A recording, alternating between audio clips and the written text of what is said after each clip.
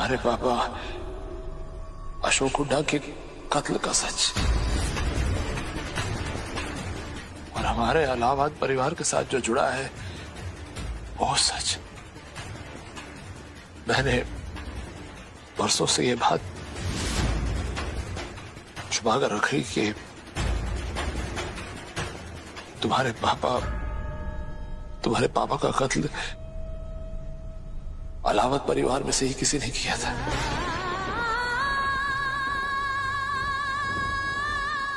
अब इसके लिए चाहे तुम 101 दिए जलाओ या 1001, लेकिन यह सच बदलने वाला नहीं है कि तुम्हारे पापा का कातिल कोई और नहीं, मैं हूं।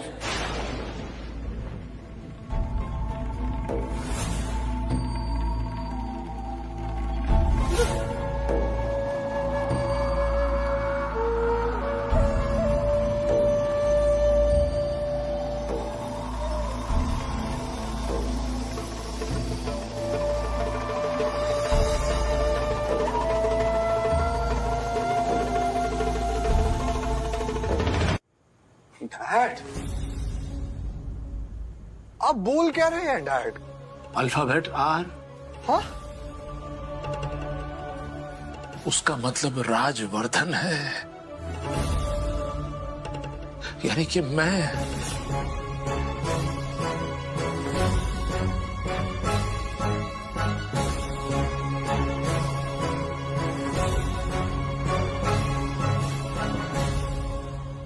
आपने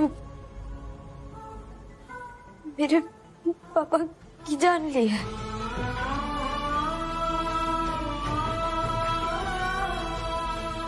ना ना, मैं ना मान सकती। आप ऐसा ना कर सकते। ये हो ही ना सकता। मैं मानूंगी ही ना। तुम्हारे मानने न मानने से सच नहीं बदल सकता। सच तो यही है ना कि मैंने की ये घिनौनी हरकत, मैंने तुम्हारे पापा को मारा है। वरना तुम ही सोचो, मैं ये चुप चुप के यहाँ पर ये पेन ड्राइव लेने क्यों आया था? मुझे पता था कि आज नहीं तो कल तुम लोग इस सच को जान जाओगे, इसलिए मैं ये सब। इसलिए अब इस गुनाह को भी मैं अपने कंधों पे ले चुका हूं। नहीं भाई सुन, टेक्नोलॉजी की मदद लेकर मैंने कुछ बदलाव लाए हैं इस वीडियो में। तो जहां गोली मारता हुआ चेहरा तेरा था, अब वो तेरा नहीं,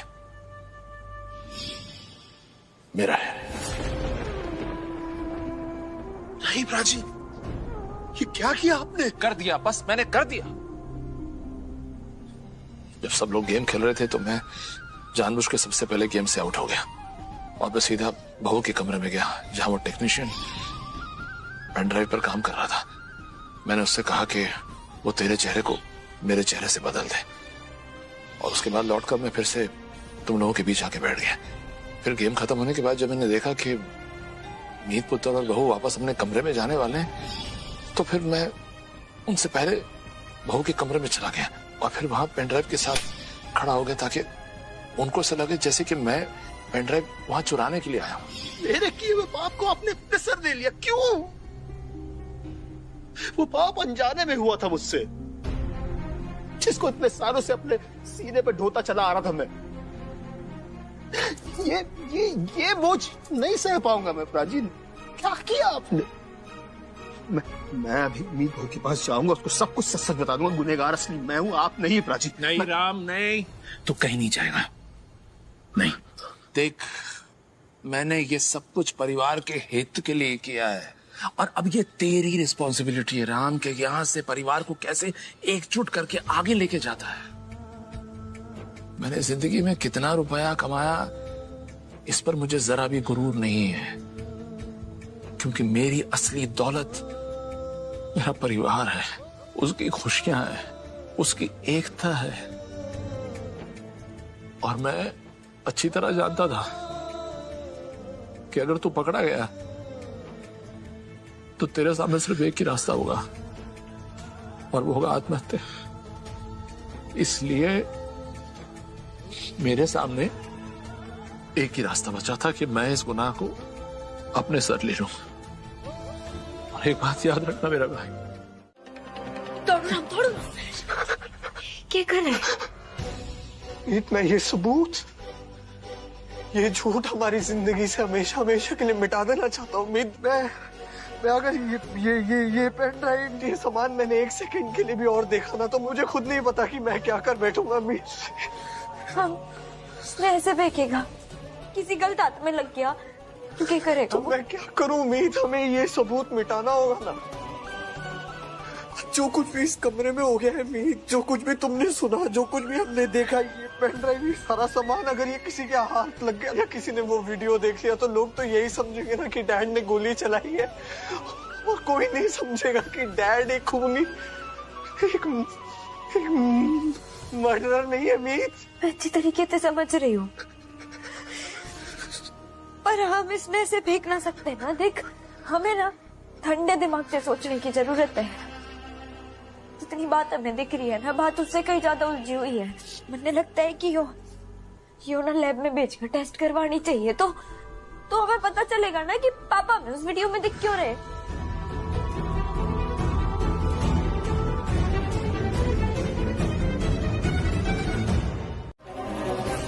मीत, इसको जिंदगी भर के लिए छुपाना होगा, ये किसी के सामने नहीं आ सकता है। नहीं आ सकता, डैड पर कोई आँच नहीं आ सकती।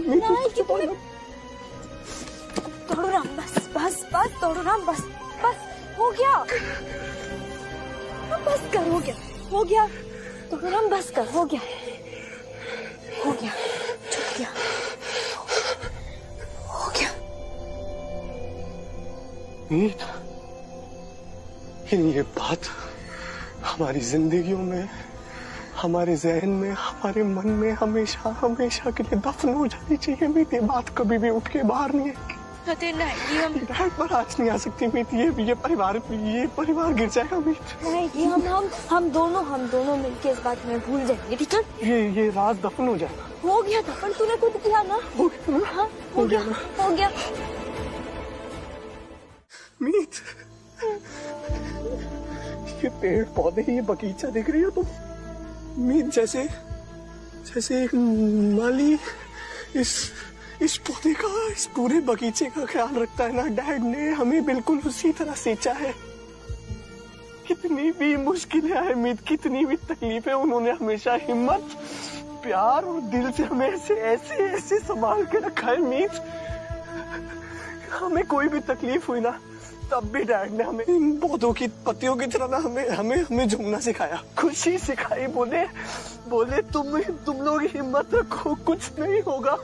मैं ना अपने डैड को ना बहुत मानता हूँ यार, उनसे मैंने सब कुछ सीखा है यार। उनका उठना, उनका बैठना, उनका चलना, उनका बोलना, उनका मुस्कुराना, उनका वो चश्मा पहनना मीत, उनका पेन पकड़ना, एक चीज सीखी है मैंने मीत, वो मेरी जिंदगी की सिर्फ हीरो नहीं है मीत, वो मेरी इंस्पिरेशन है। वो इंसान मेरी जिंदगी में बहुत वैल्यू रखता है मीत। आज मैं जो कुछ भी हूँ वो उसकी वजह से हूँ मीत। लेकिन आज जो मैंने कमरे में सुन लिया है ना, वो जो कोई सुन तो नहीं रहा ना, कोई सुन नहीं रहा मीत। जो कुछ भी हमने देख लिया है ना मीत, हम इसे कैसे बुलाएंगे? मेरी तो जिंदगी की बुनियाद हिल गई है मीत, मैं क्या करूं? और मेरा दिल, मेरा मन, मेरा दिमाग बार ना मेरे को कह रहा है कि डैड नहीं कर सकते, डैड नहीं किया होगा। फिर ये क्या है मीत? ये नहीं आ सकता मुझे ना कुछ समझ नहीं आ रहा। मेरा जो दिल है वो बहुत घबरा रहा है। मेरा परिवार छूट जाएगा, मुझे घबराहट हो रही है मीत, मुझे डर लग रहा है। मैं अगर ऐसा कुछ हो गया तो मैं अपने डैड को कैसे बचाऊंगा मीत?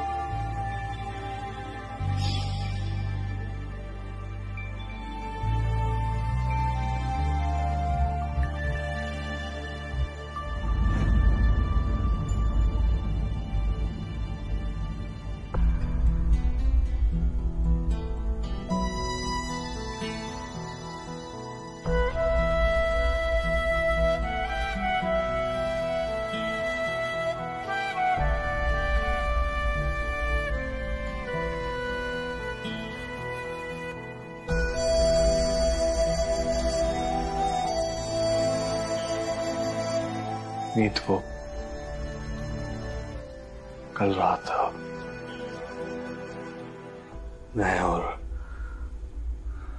तुम, तुम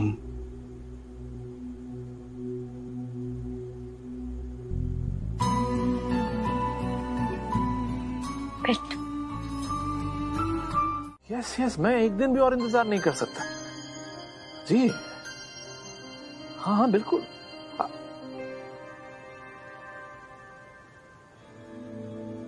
बाद में फोन करता हूं।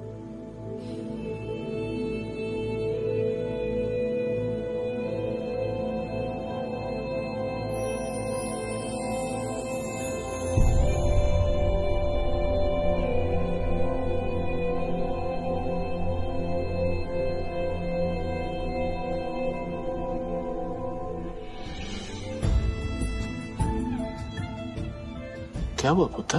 कुछ नहीं डैड, बड़े दिन से आपको ठीक से गले नहीं लगा।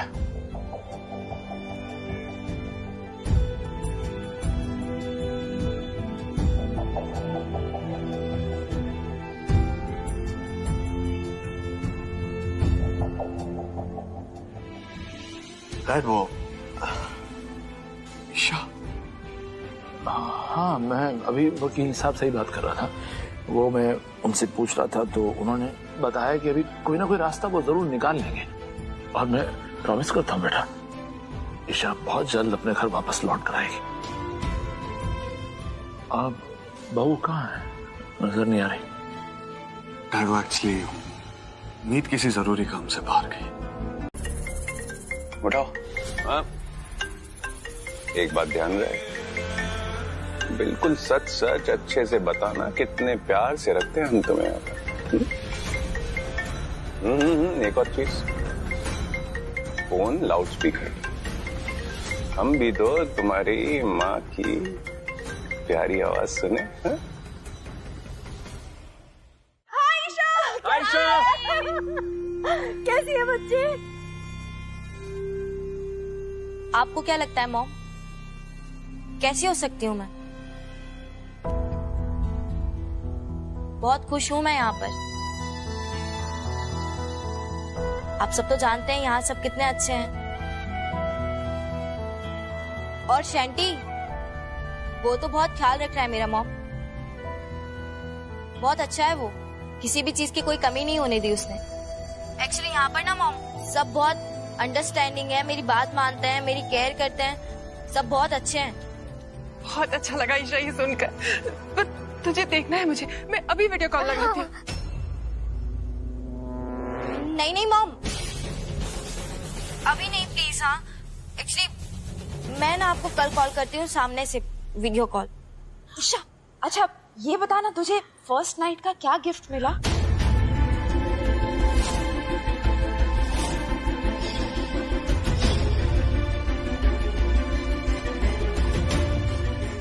ऐसा गिफ्ट दिया है ना जिसे मैं पूरी जिंदगी कभी भूल नहीं पाऊंगी, चाह कर भी। ओह, हाउ रोमांटिक। उसे चाची,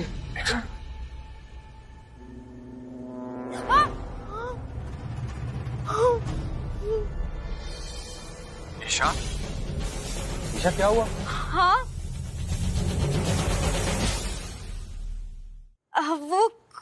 वो मैं।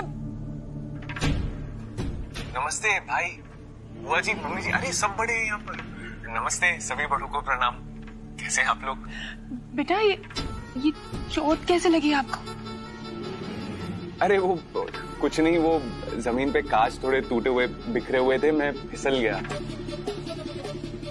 और आप मानेंगे नहीं कि ईशा इतनी घबरा गई थी मुझे ऐसी हालत में देखकर, और वो डर इसका जा ही नहीं रहा है कब से।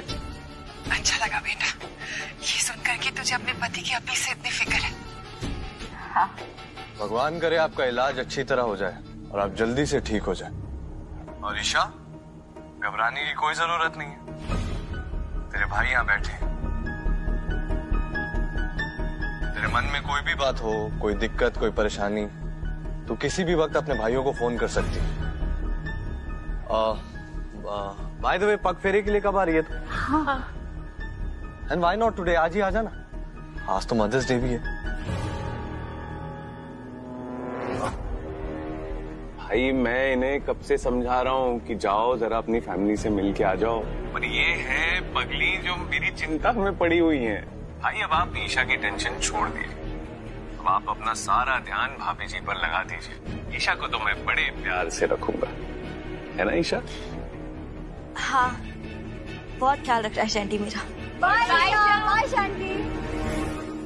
मॉम, शैंटी और ईशा की जोड़ी बहुत ही खूबसूरत है। आप देखना, शैंटी ईशा को हमेशा खुश रखेगा।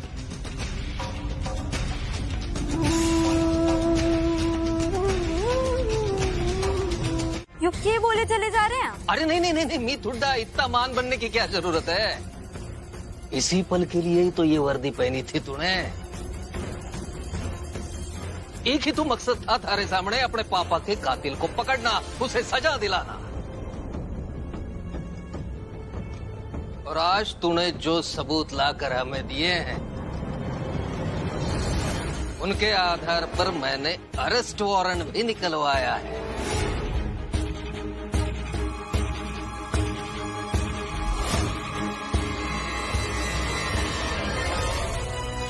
तो ये रहा अरेस्ट वारंट और ये रही हथकड़ी।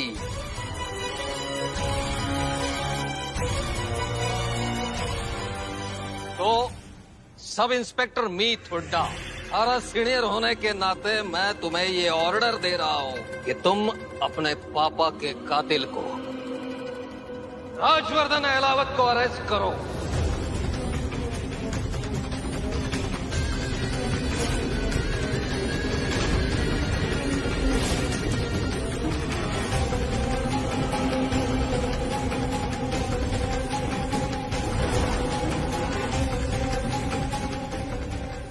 शर्मा जी ने मेरे से प्रॉमिस किया था कि वो इस बारे में किसी से कुछ ना कहेंगे, फिर ये आवाज यहाँ अरेस्ट वारंट के साथ कैसे आ गया? बढ़ते सबूत की बात कर रहा है, कहीं शर्मा जी ने एक पेन ड्राइव। ना ना ना, ऐसा ना हो सकता।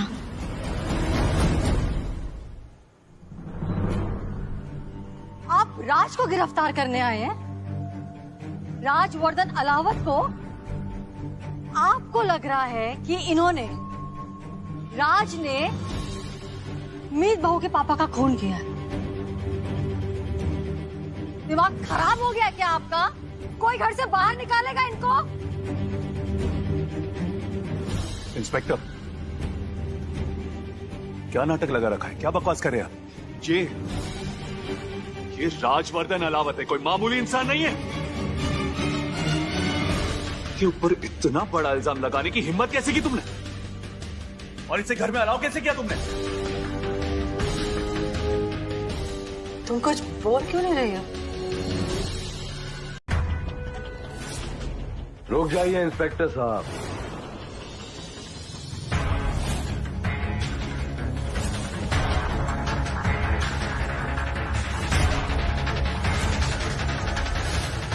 मेरे जो डैड हैं वो बेकसूर है, इसलिए उनको अरेस्ट तो दूर की बात है, मैं आपको उन्हें टच भी नहीं करने दूंगा।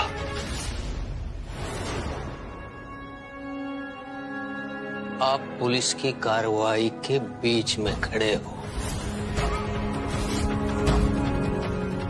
हमें अपना काम करने दो।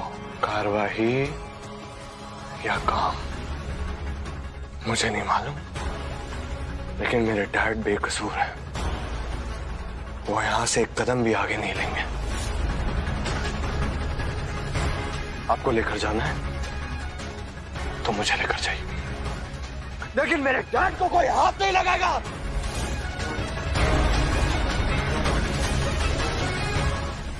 एक कह रहे हो, आगे बढ़ो।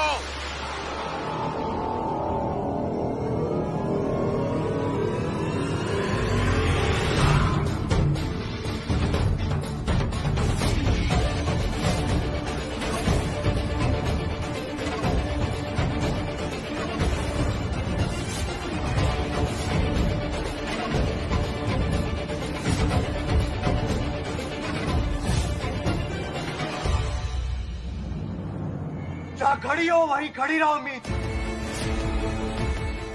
इस घर के दुश्मन मेरे परिवार के करीब ना ही आए तो बेहतर होगा। पीछे।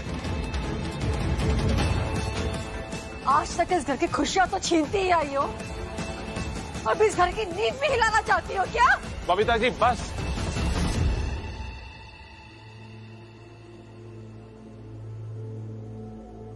बहुत बातें हो गई, अब सब सच सुनेंगे। और सच ये है कि मैंने ये जुर्म किया है।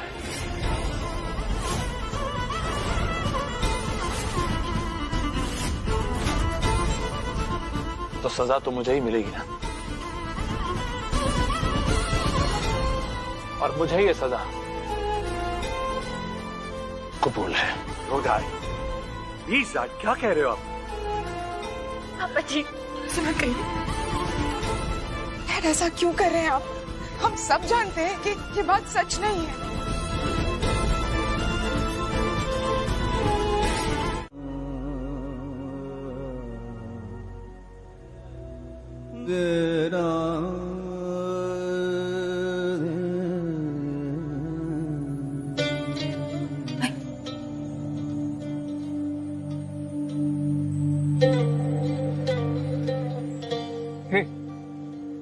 तू डैड को लेने गया था ना? अरे बोल मीत, कहाँ है डैड?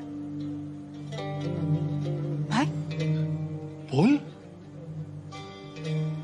नहीं ला पाया। What? ये क्या बोल रहे हो भाई? आप लोग फिक्र मत कीजिए, वो आ जाएंगे घर वापस। मैं जल्दी उन्हें ले आऊंगा। डैड के बिना मॉम को कैसे संभालेंगे? उन्होंने खाना पीना सब छोड़ दिया है, खुद को कमरे में बंद कर लिया और नीचे आने से मना कर रही है। प्लेट में खाना लगाइए, मॉम को खाना खिलाना।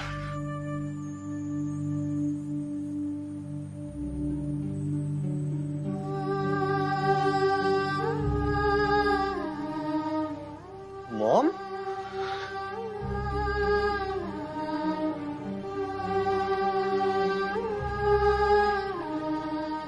मॉम?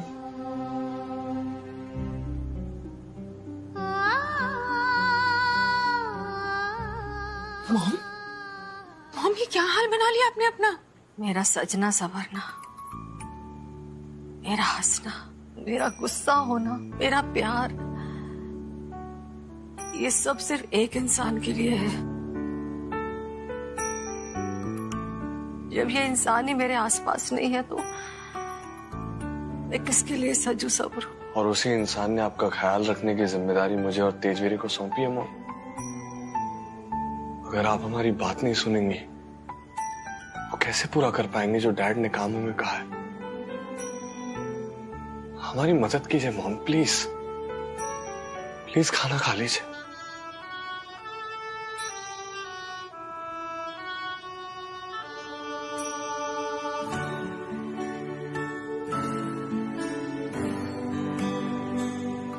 ए मोम अलावत, माइग्रेन का इश्यू है ना आपको?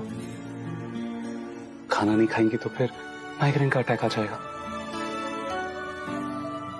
चलिए हमारे लिए ना सही, डैड के लिए खा लीजिए, थोड़ा सा खा लीजिए। कैसे खा लूं मैं? राज ने पता नहीं वहां पे कुछ खाया होगा, नहीं खाया होगा। वो अपनी दवाइयों का एक डोज भी मिस नहीं कर सकते, वरना उनकी तबीयत खराब हो जाएगी।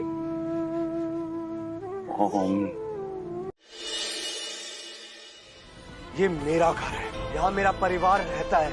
यहाँ किसी भारी और किसी ऐसे इंसान की बिल्कुल जरूरत या जगह नहीं है जिसने मेरे डैड को मर्डर के इल्जाम में फंसाया हो और अरेस्ट करवाया हो। ये so it's better you leave.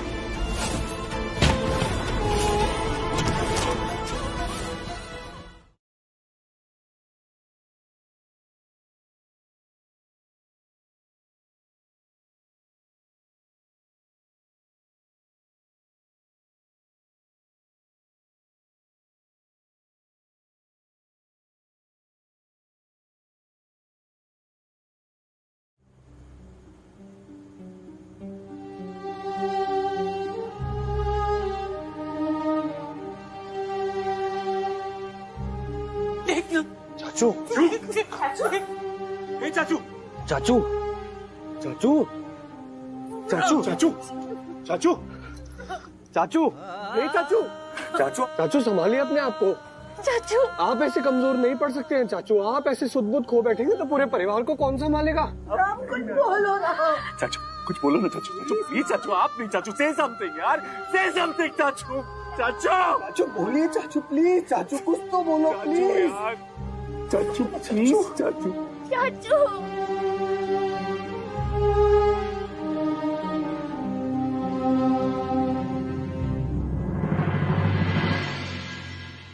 कुछ घंटे पहले हम लोग कितने खुश थे ना यार, मदर्स डे सेलिब्रेट कर रहे थे। ये एक पल में क्या हो गया? किसकी नजर लग गई यार घर को?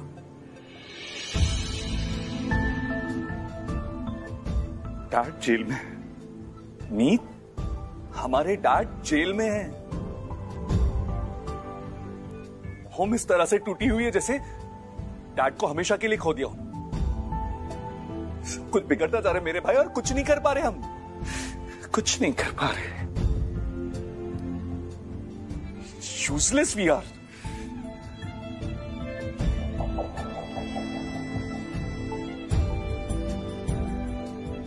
कल इस घर पर आई सभी मुसीबतों का हल मैं ढूंढ कर रहूंगा तेजवीर। कल मैं डैड को घर वापस लाकर ही रहूंगा। कल सब कुछ ठीक हो जाएगा।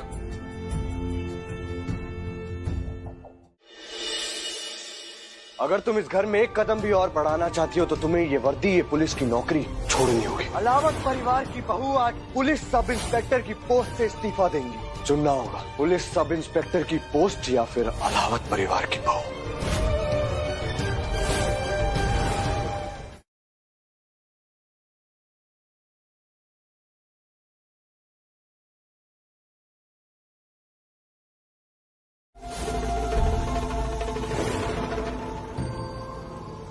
एक बात कान खोलकर सुन लो एसआई मीत हुड्डा,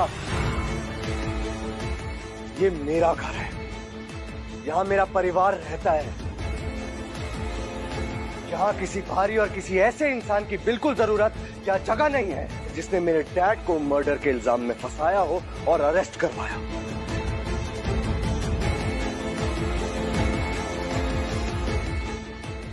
मैं जो बोल रहा हूँ वो कान खोलकर साफ साफ सुन लो मीत हुड्डा।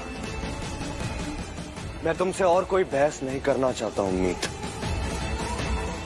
अब तुम्हारी इस घर में कोई जगह बाकी नहीं रह गई है, so it's better you leave.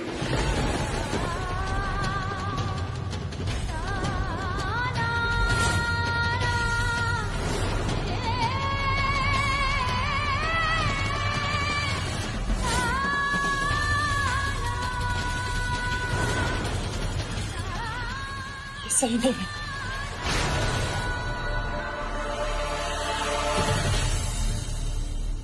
सही कर रहा है मेरा बेटा, ये लड़की इसी लायक है।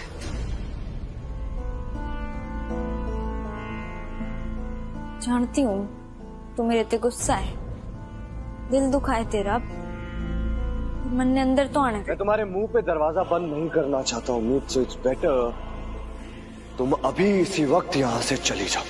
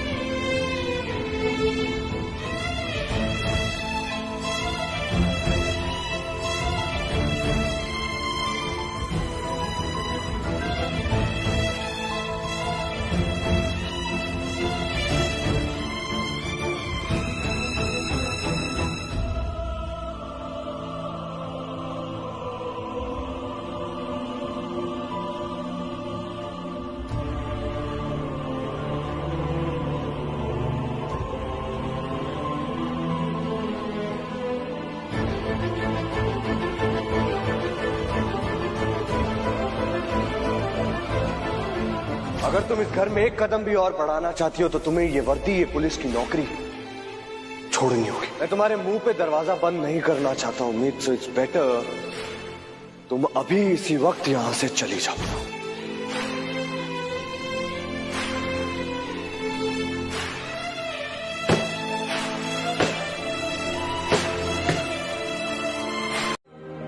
लेकिन उस मीत की वजह से आज उस लॉकअप के अंदर बैठे हुए मेरा भगवान लॉकअप के अंदर बैठा हुआ। चाची मैं क्या करूं? अपने डैड को भगवान कह दिया और उनका अपमान भी कर दिया तुमने। तुझे क्या लगता है मीत, अगर भाई साहब यहाँ होते तो ये सब कुछ देखकर खुश होते, तेरे फैसले का समर्थन करते? नहीं,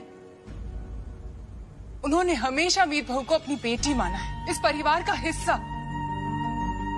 जब वो ईशा को लेकर भाग भी गई थी ना, तो पूरे परिवार के खिलाफ जाकर वो मीत बहू को इस घर में वापस लेकर आए थे। तू कहता है ना कि तू भाई साहब के उसूलों पर चलता है। माफ करना बेटा, भाई साहब के उसूलों की किताब में एक पन्ने पर भी ऐसा नहीं लिखा है कि परिवार के किसी सदस्य से कोई गलती हो जाए तो उसे घर से बाहर निकाल दिया जाए। वो कभी ऐसा नहीं करते। मीत, मैं जानती हूँ बेटा, तू मीत बहू से बहुत प्यार करता है। मैंने देखा है तुम दोनों का प्यार।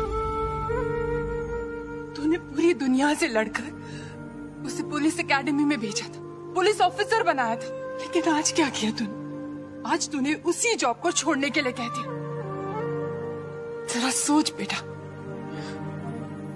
उसे कैसा लगा होगा, क्या बीत रही होगी उस पर? उसका तो दिल ही टूट गया होगा। तो ऐसा नहीं है, मेरा मीत बेटा तो ऐसा है कि वो राह चलते इंसानों को भी खुशियां बांटने में यकीन करता है। लेकिन आज तूने उसी इंसान का दिल दुखाया है।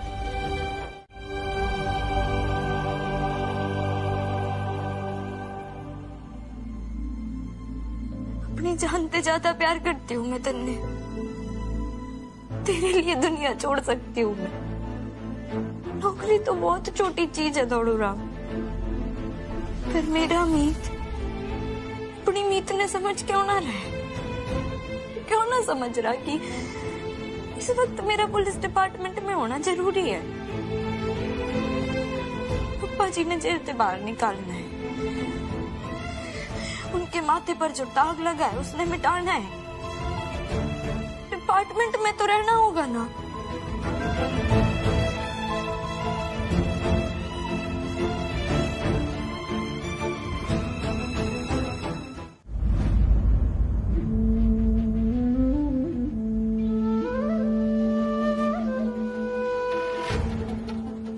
इतना तो ऐसे कमजोर ना पड़ सकती, चाहे कुछ भी हो जाए। तो ऐसे रोएगी ना, चाहे लोग कितने भी रोड़े अटकाए, चाहे कितने भी पत्थर फेंके, तू मैदान न छोड़ेगी। तेरा एक लक्ष्य है, अपने पापा जी ने जेल से बाहर निकालना है, उन्हें बेकसूर साबित करना है, और तन्ने यूं करना होगा तो और कमजोर ना पड़ेगी।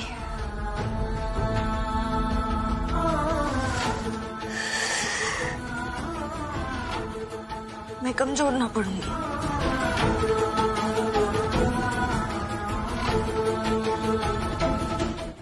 लॉकअप में बंद है ना वो? जी। माफ कीजिए, कैदियों के लिए बाहर का खाना अलाउ नहीं रहता है। उन्हें भी वही खाना दिया जाएगा जो आम कैदियों को दिया जाता है। पहली बात तो ये कि आप बार बार मेरे डैड को कैदी कहना बंद कीजिए। किसी भी कोर्ट ने अभी तक उन्हें गुनहगार साबित नहीं किया। और दूसरी बात ये है कि मेरे डैड के लिए खाने का परहेज करना बहुत जरूरी है। So please. माफ कीजिए सर, मैं वही कह रहा हूँ जो नियम है, पर हम नियम को तोड़ नहीं सकते। जी आप प्लीज मेरी बात समझने की कोशिश कीजिए। मेरे डैड को यही खाना खाना जरूरी है, वो दूसरा खाना नहीं खा सकते, उनकी तबीयत खराब हो जाएगी। अरे साहब, मैं क्या बोल रहा हूँ, आप क्या समझ रहे हैं और आप बहस किए जा रहे हैं। हमारे सीनियर्स का स्ट्रिक्ट ऑर्डर है जो हम तोड़ नहीं सकते। अगर आप चाहे तो अंदर ऐसा मैडम बैठी है, आप उनकी इजाजत ले सकते हैं।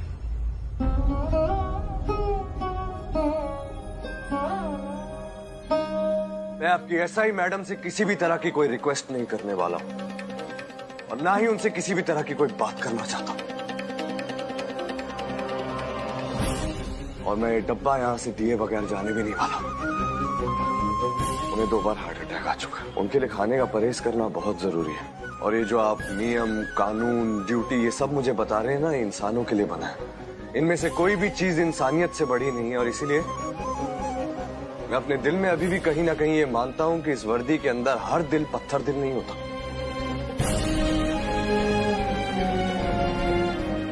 आपके अंदर जरा भी इंसानियत बाकी रह गई हो और आपको अंदाजा हो कि ये खाना मेरे डैड के लिए कितना जरूरी है, तो प्लीज खाना मेरे डैड तक पहुंचा दीजिएगा।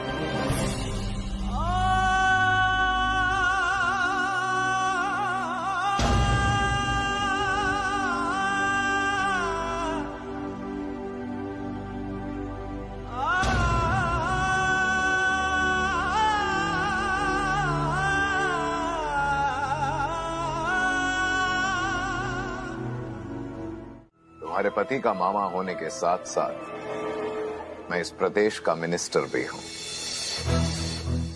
और मेरा शेड्यूल ना काफी टाइट रहता है सुबह से शाम तक। उसे हिलाना काफी मुश्किल होता है। आज तो मैंने समय निकाल लिया तुम्हारे लिए, पर आगे से ऐसी पूछताछ के लिए आओ तो अपॉइंटमेंट लेकर आना तो बेहतर रहेगा। ऐसे ही मैं मिलने के लिए समय देता रहा तो देश कैसे चलाऊंगा।